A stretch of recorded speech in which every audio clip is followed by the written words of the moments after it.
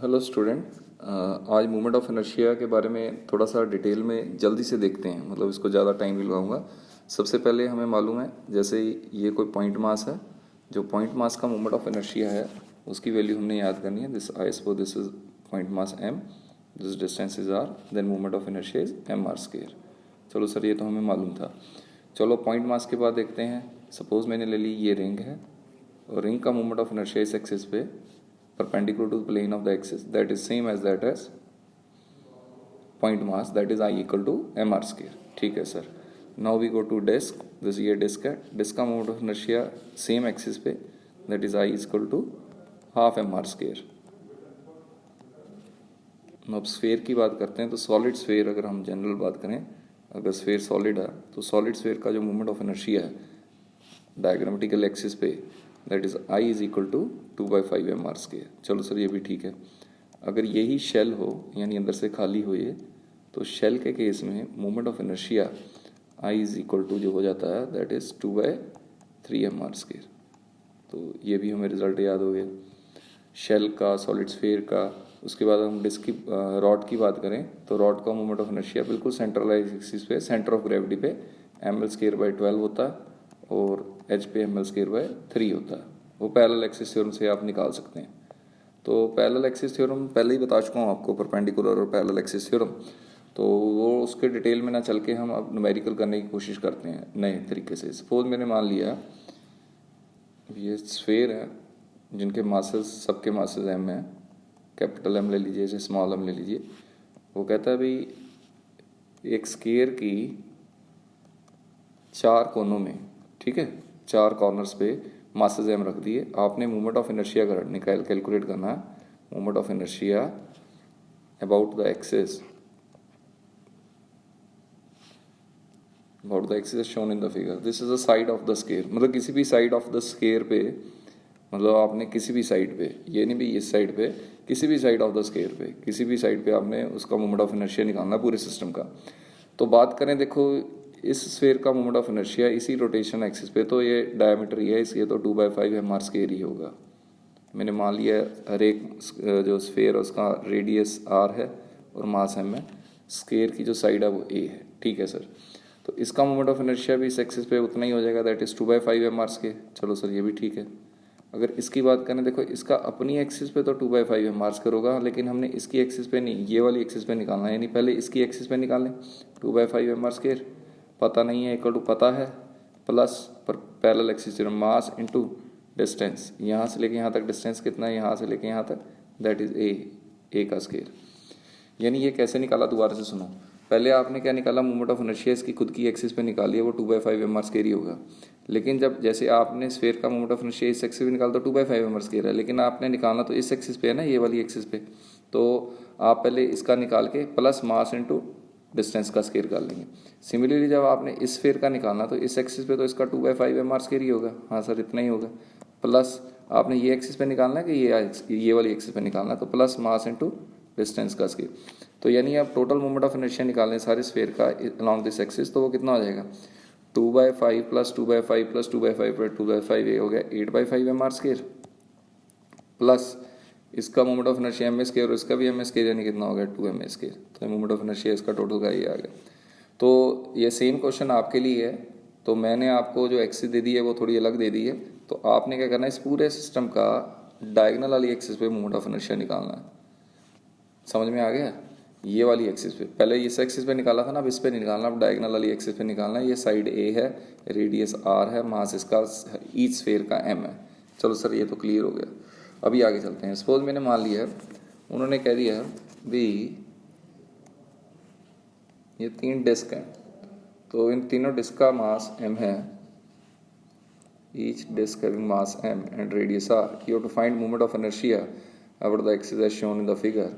आपने ये वाली एक्सिस पे मूवमेंट ऑफ इनर्शिया निकालना है इस सिस्टम का। तो पहले सर ये क्या है, डिस्क है, तो डिस्क का मूवमेंट ऑफ इनर्शिया इस एक्सिस पे कितना होता है? सर इस एक्सिस पे तो हाफ mr² होता है।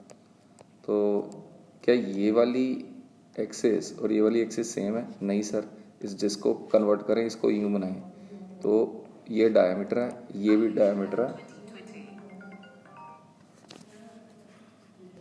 हेलो, हाँ बेटा, तो इस सब के मास एम एंड रेडियस आर है। तो देखो इसका मोमेंट ऑफ इनर्शिया ना, ये देखो ये डायमीटर है, this is a diameter, this is I D and this one is also I D.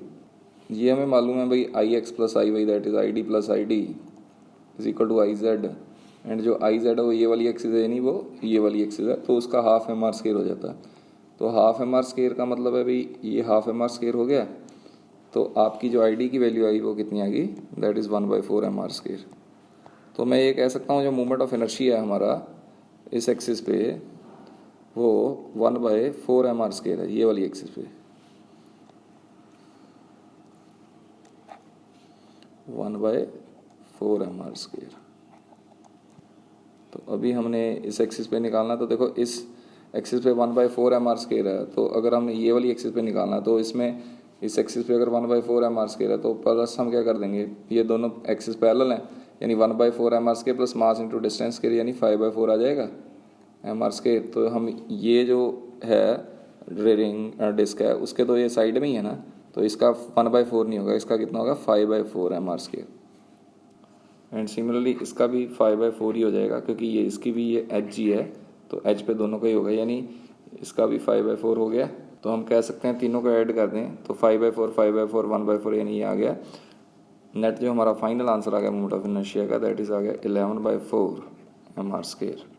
तो ये भी आपको समझ में आ गया होगा, ठीक है, वो ज़्यादा टफ नहीं है। मतलब इसमें अब क्या कह सकते हैं, अभी मैं आपको इसमें क्वेश्चन देता हूँ, चलो अब you have to find moment of inertia about this axis of the whole system, इस एक्सिस पे निकालो, तो निकालना पड़ेगा आप, चलो ये करना अपने आप। अभी जनरल बात करें तो जैसे मैंने ये 3 एक्सिस ले लेता हूँ, सपोज ये एक्स एक्सिस है, ये वाई एक्सिस है और ये जेड एक्सिस है। मैंने तीनों एक्सिस पे रॉड रख ली, सपोज मैंने मान लिया, अभी रॉड का कलर अलग कर देते हैं आपको पता लगेगा। तो सपोज ये एक रॉड है, ठीक है, इस एक्सिस में भी रॉड है और ये भी रॉड है। हमने तीनों एक्सिस पे रॉड रख दी, ठीक है, ठीक है सर। तीनों एक्सिस पे रॉड रखने के बाद हमने पूछ लिया भाई what is the moment of inertia. तीनों रॉड का जो मास है वो m है और जो लेंथ है वो l है, ठीक है। You have to find moment of inertia about z axis of this system. तो देखो z एक्सिस में अगर इसकी बात करें तो इसका moment of inertia z axis में 0 हो जाएगा, और ये रॉड का चाहे x एक्सिस के लिए चाहे y एक्सिस के लिए कंसीडर करें तो ये एक z एक्सिस जो है वो एच है, तो यानी इसका मोमेंट ऑफ इनर्शिया एच पे ml²/3 होगा, और ये भी रॉड है, रॉड का मोमेंट ऑफ इनर्शिया एच पे कितना होता है ml²/3, यानी इसका आंसर कितना आ गया 2ml²/3, क्योंकि एच पे जो मोमेंट ऑफ इनर्शिया नेट इतना आता है, इसका आंसर ही आ गया। तो अभी मैं आपको एक और क्वेश्चन देता हूँ, सपोज इसको खुद ट्राई करना, ये एक रॉड है, ये भी एक रॉड है और ये भी एक रॉड है, एच से बना लिया मैंने, तीनों रॉड का मास m लेंथ l है। आपने क्या करना है, आपने इस एक्सिस पे पूरे सिस्टम का मोमेंट ऑफ इनर्शिया निकालना है, ठीक है। इस एक्सिस पे सबका मास m है, लेंथ l है, तो इसको अपने आप करके भेजिए तो मज़ा आएगा, ठीक है। Do this one. तो अभी एक क्वेश्चन और देख लो, सपोज मैंने मान लिया एक स्फेयर है, ठीक है, उसमें से एक स्फेरिकल कैविटी है वो बाहर निकाल दी, ये पूरा स्फेयर था, ठीक है। तो आपने क्या करना है, आपने मोमेंट ऑफ इनर्शिया निकालना है बचे हुए स्फेयर का, कौन सी एक्सिस पे, that is about this axis, ये वाली एक्सिस पे, ठीक है। तो उन्होंने ये डिस्टेंस दे दिया आपका r/3 है, पूरा रेडियस r था, तो अगर पूरा रेडियस r है तो ये जो डिस्टेंस हो जाएगा वो हो जाएगा 2r/3, ठीक है सर। सबसे पहले एक काम कीजिए, इसको ऐसे निकालना, पहले पूरे स्फेयर का moment of inertia about this axis 2/5 M R square होता है, तो फुल का 2/5 एम आर स्केयर है,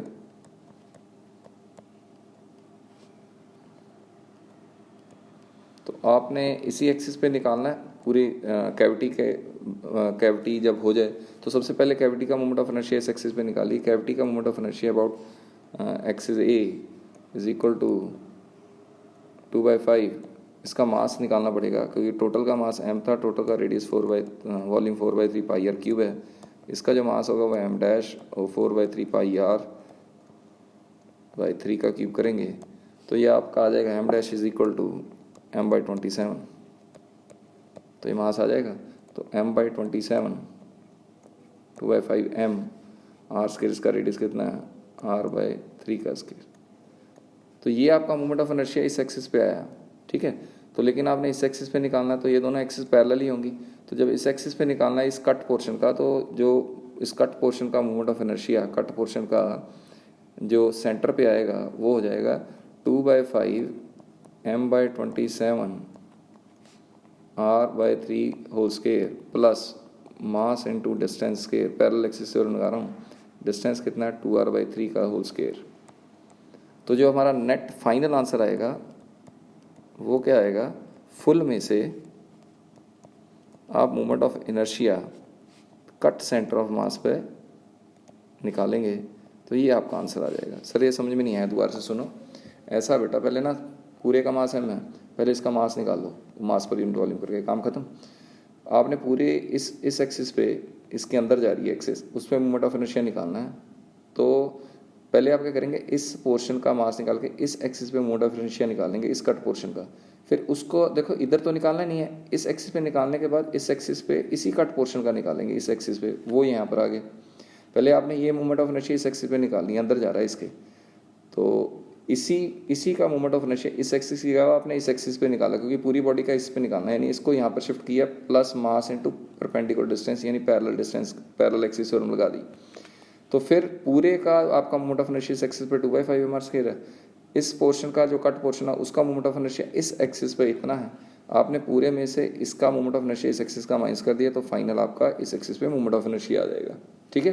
तो ये अच्छी तरीके से कर लेना। अभी आपने ये भी क्वेश्चन करना है वो, लेकिन आपने अब इसको डिस्क मान लेना है। क्या मान लेना है? अब इसको डिस्क मान के क्वेश्चन करो। Don't assume that this one is sphere, this one is disc, और मुझको करके भेजो भी कितना मोमेंट ऑफ इनर्शिया आता है उसका। Okay, thank